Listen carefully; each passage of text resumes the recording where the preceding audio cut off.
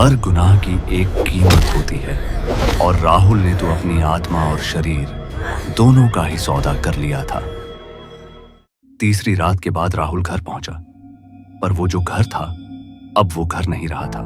हर कोने में उसे अपनी ही सांस भारी लग रही थी। पिशाचिनी अभी भी उसके पीछे पीछे थी, पर दिखाई नहीं दे रही थी। राहुल धीरे से कमरे में घुसा। मां सो रही थी, बहन भी। राहुल ने चुपचाप दीवार से सिर टिकाया और खुद से बड़बड़ाया, बस भगवान, इन्हें मत छूना, मैंने कुछ नहीं किया, कुछ नहीं।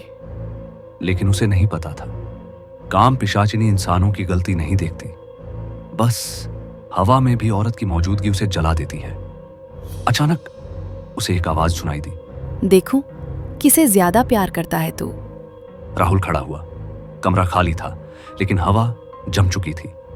राहुल नींद की कमी और डर में अपने कमरे में बैठा रहा। सुबह 10 बजे दरवाजे पर जोरदार खटखटाहट हुई। भाई, माँ गिर गई हैं, पता नहीं क्या हुआ। बहन की आवाज थी। राहुल ने दरवाजा खोला और बहन पीछे हट गई। उसके चेहरे पर हरा डर था। राहुल के पैर कांप गए। दोनों किचन की ओर भागे। माँ जमीन पर पड़ी थी, सांस चल रही थी, लेकिन आंखें उलट गई थीं और उनके चेहरे पर लाल उंगलियों के निशान, जैसे किसी ने उनके गाल को कसकर पकड़ा हो। राहुल की आंखें भर आईं। माँ, आपको क्या हुआ? बहन रो पड़ी। भाई, रात को मैंने आवाज सुनी, कोई औरत माँ के कमरे में थी। राहुल का दिमाग घूम गया। पहला टच, वह आवाज राहुल की रीढ़ तोड़ रही थी। एक हफ्ता जीवन नर्क में बदल गया। राहुल ऑफिस नहीं जा पा रहा था। माँ बिस्तर पर थी, बहन घर के हर कमरे में छिपकर घूमती और राहुल हर रात दालान से गुजरती किसी चीज को महसूस करता था। हवा में बालों की सरसराहट, टूटे हुए कांच की तरह चुभती ठंडक। और जब भी राहुल बहन की तरफ देखता, इसे मत देख, मत देख, मैं जला दूंगी इसे। राहुल कांप गया। आज शहर में अजीब सी उमस थी, जैसे हवा भारी हो। दोपहर 2 बजे बहन राहुल को राखी बांधने बैठी। बस इतना ही था, एक छोटी सी रस्म, लेकिन उसी पल राहुल को अपने कान में किसी के नाखून चुभने जैसे एहसास हुआ और पिशाचिनी की भारी आवाज, मैंने कहा था किसी और औरत को मत छूना, अब इसकी मौत मेरे हाथों लिख चुकी है। और उसी क्षण कमरे की खिड़की अपने आप टूटी। पंखे से जोरदार चिंगारी निकली। कमरा अंधेरे में बदल गया। बहन की चीख, राहुल की चीख और पिशाचिनी की दहाड़ एक साथ एक जोरदार धमाका। बिजली के बोर्ड से आग निकली। बहन के दुपट्टे में आग लग गई। राहुल उसे बचाने दौड़ा, पर पिशाचिनी चीखी, पीछे हट। राहुल हवा में धक्का खाकर दीवार से टकराया और उसकी बहन उसके सामने आग में जलने लगी। राहुल की चीख घाटों में गूंजती जैसी थी। नहीं, नहीं, प्लीज, मेरी बहन नहीं। 2 मिनट में सब खत्म। बहन की लाश राख थी। मां शौक में पड़ गई और राहुल बिना आवाज के रोता रहा। एक एक कर मौत आती गई। राहुल के मामा काम पर जाते हुए बस से उतरते समय गिरे, सर फट गया। राहुल का एक बचपन का दोस्त बाइक से यमुना किनारे गिरा, डूबकर मर गया। मां लगातार बेहोश। डॉक्टर बोले उनका नर्वस सिस्टम किसी भारी शॉक में है। राहुल की दुनिया खत्म हो रही थी और शहर की बेचैन गर्मी उसके घावों को और गहरा कर रही थी। काम पिशाचिनी हर रात राहुल के कान में फुसफुसाती, मैंने कहा था राहुल, मुझे धोखा दोगे तो तुम्हारी दुनिया जला दूंगी।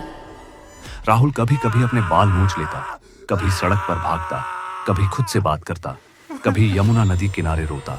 लेकिन एक बात वो समझ गया था, अब सिर्फ एक मौत बाकी है, उसकी प्रेमिका प्रिया। राहुल भय से कांपते हुए दीवार से टिक गया। नहीं, नहीं प्रिया, नहीं, मेरी वजह से अब और कोई नहीं मरेगा। पर पिशाचिनी उसके पीछे बैठी थी, दिख नहीं रही थी, पर उसकी ठंडी उंगलियां राहुल के कानों के पीछे घूम रही थी। तू मेरा है, सिर्फ मेरा। अगर किसी और के सपने देखे तो मैं उसकी सांस तक निकाल लूंगी। राहुल की आत्मा टूट चुकी थी, लेकिन फिर भी वह उठ खड़ा हुआ। मुझे बाबा चाहिए, मैं वापस ढूंढूंगा उन्हें। मुझे इससे बाहर निकलना है। पिशाचिनी हंसी। जिसे ढूंढ रहे हो वो तो बहुत पहले मर चुका। राहुल कांप गया। नहीं, किसी को तो पता होगा, किसी को। यमुना नदी के किनारे बैग लेकर दौड़ा, भागता गया। सांस टूटती गई, हवा भारी होती गई। पिशाचिनी का साया उसके ऊपर झुकता गया। राहुल, मुझसे भागना मत सीखो। पर राहुल भाग रहा था। यमुना किनारा, शून्य, घाट, राख, अकेलापन और राहुल की फटी आवाज। बाबा, बाबा, आप कहाँ हो? मुझे इससे बचा लो, बाबा। लेकिन किसी ने जवाब नहीं दिया। राहुल घुटनों पर गिर गया और तभी पीछे से वो आवाज, धीमी, धोखेबाज, हंसती हुई। जिसे ढूंढ रहे हो वो तो बहुत पहले मर चुका, और इसी मौत का सौदा उसने तेरे नाम कर दिया था। राहुल की आंखों में खून उतर आया। क्या मतलब? और पिशाचिनी पहली बार पूरी इंसानी भाषा में बोली। उसने अपनी जान बचाने के बदले मुझे तुम्हें सौंप दिया था। राहुल का खून सूख गया। मतलब उसने मुझे बेच दिया? और पिशाचिनी धीरे धीरे मुस्कुराई।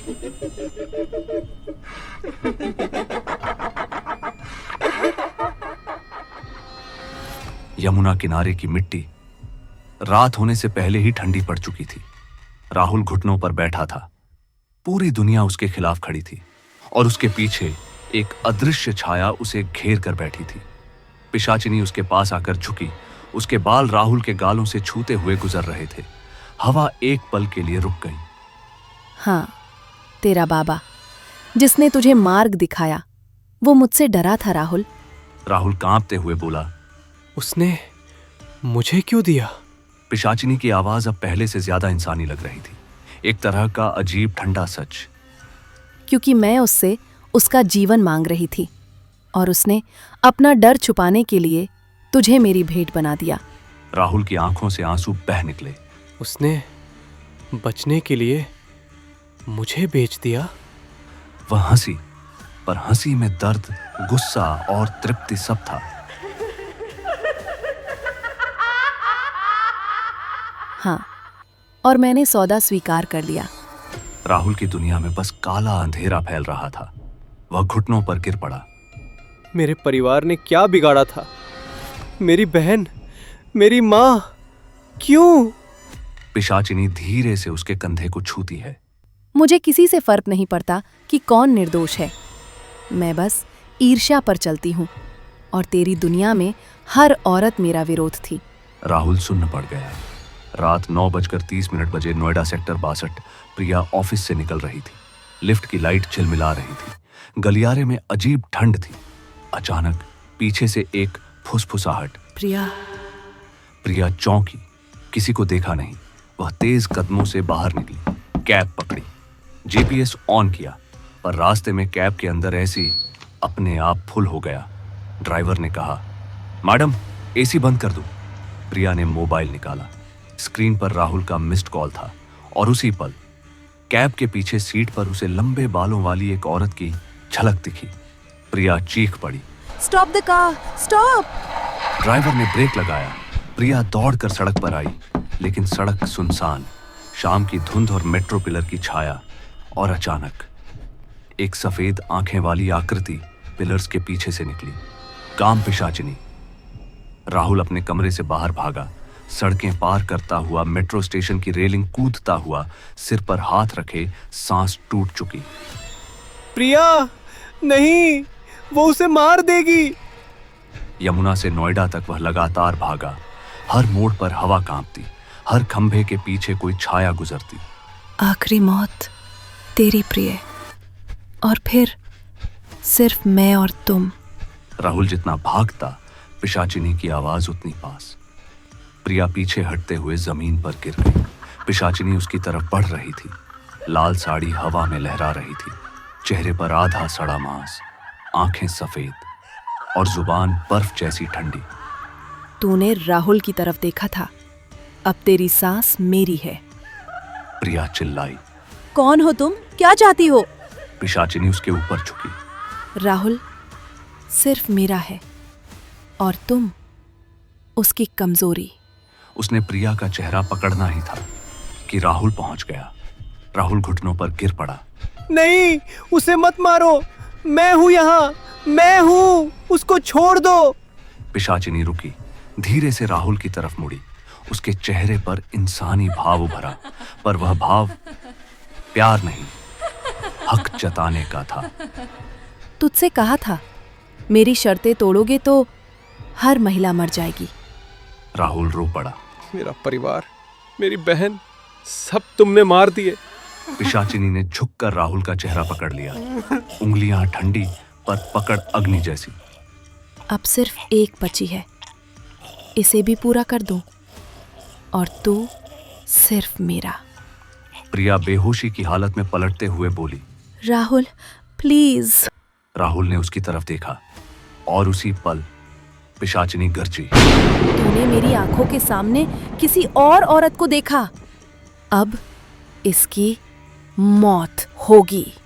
वह छलांग लगाकर प्रिया पर टूटी, पर राहुल उसके सामने खड़ा हो गया। ठहरो, तुम मुझसे जो चाहो ले लो, लेकिन प्रिया को छोड़ दो प्लीज, उसे मत छूना। पिशाचिनी रुक गई। वह धीरे से राहुल के चेहरे के नजदीक आई। उसकी सांसें राहुल की गर्दन पर बर्फ की धारियों जैसी। तुझे पता है ना, मुझसे मुक्ति का एक ही रास्ता है। राहुल रोते हुए हाँ में सिर हिलाता है। पिशाचिनी मुस्कुराई। उसका चेहरा पहली बार नरमी से चमका, पर वो नरमी मौत की थी। हाँ, बस एक मौत, और मैं आजाद, और तू भी। राहुल ने आंखें बंद की, अपना हाथ उठाया और पिशाचिनी के सामने अपनी गर्दन झुका दी। मुझ पर अधिकार चाहिए ना, चलो ले लो। पिशाचिनी ऐसी मुस्कुराई जैसे उसे 1000 जन्मों की भूख मिल गई हो। वह राहुल की छाती पर झुकी, अपने नुकीले नाखून उसकी त्वचा में घोंपने ही वाली थी, पर अचानक राहुल बोला। एक बात बताओ, मुझे बेचने वाला सच में बाबा था? पिशाचिनी जड़ हो गई और राहुल ने वही मौका लिया। उसे जोर से पीछे धक्का दिया और सीधे धधकते मेट्रो हाई वोल्टेज ट्रांसफॉर्मर की तरफ भागा। पिशाचिनी ने दहाड़ा। राहुल! राहुल ने पलटकर कहा। मुझे नहीं चाहिए वो जिंदगी जिसकी कीमत अपनों की मौत हो। और वह तेजी से ट्रांसफॉर्मर की खुली कॉइल्स की ओर छलांग लगा गया। एक तड़पता हुआ नीला फ्लैश, एक जोरदार धमाका, शरीर का जलता हुआ धुआं, और राहुल मारा गया। काम पिशाचिनी चीख पड़ी। उसकी चीख में जानवरों की आवाजें, औरतों के रोने की आवाजें और आग की कड़कड़ाहट सब एक साथ मिली थी। तूने मुझे धोखा दिया, मैंने कहा था तू मेरा है। लेकिन राहुल की मौत के साथ उसका सौदा टूट चुका था। उसके शरीर से धुआं उठा, बाल सफेद होने लगे, आंखों से खून बहा और वह राख में बदलने लगी। कुछ सेकंड में सब खत्म, एक लाल राख का ढेर और हवा में उसका आखिरी वाक्य। राहुल, हमने तो जन्मों का वादा किया था। प्रिया कुछ देर बाद संभली। चारों तरफ राख, धुआं, जलते तार और मरे हुए राहुल का शरीर। वह चीखती रही, रोती रही, पर अब वापस कुछ नहीं आ सकता था। पुलिस आई, लोग इकट्ठा हुए, किसी को नहीं पता चला कि असल में हुआ क्या।